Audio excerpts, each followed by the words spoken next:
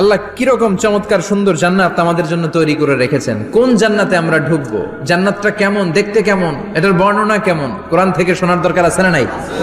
শুনবেন শুনবেন, কষ্ট হচ্ছে না তো?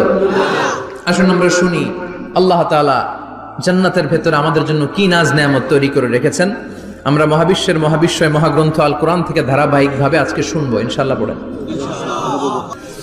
রব্বুল আলামিন বলেন, ফালা তা'লামু নাফসুম মা উখফিয়া লাহুম মিন কুররাতি আ'য়ুন জাযাআম বিমা কানু ইয়া'মালুন।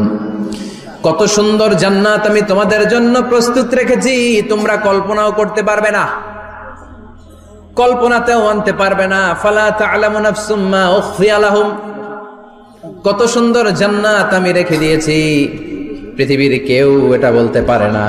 কারোর ধারণার মধ্যে জান্নাতের ধারণা আসতে পারে কত সুন্দর হবে, কল্পনাতীত জান্নাতের সৌন্দর্যটা কোরআনের আলোকে আমরা কিছুটা বোঝানোর চেষ্টা করব, কিন্তু আসলে জান্নাত কত সুন্দর এটা কি না দেখে বোঝা যাবে? কথা বলেন।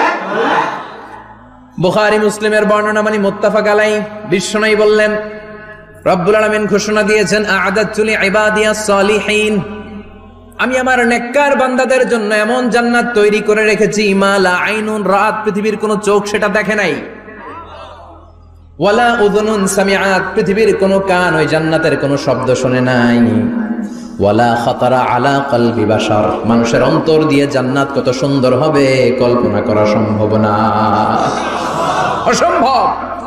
এটা কল্পনাতে আনা অসম্ভব। আপনি যত কল্পনা করতে পারবেন, কিন্তু জান্নাত যে কত সুন্দর এটার ধারে কাছে আপনার যাওয়া সম্ভব না। আল্লাহু আকবার। এই পৃথিবীতে যত ডিজাইনার আছে, সফটওয়্যার ডিজাইনার, যত ইঞ্জিনিয়ার আছে, যত আর্কিটেক্ট আছে,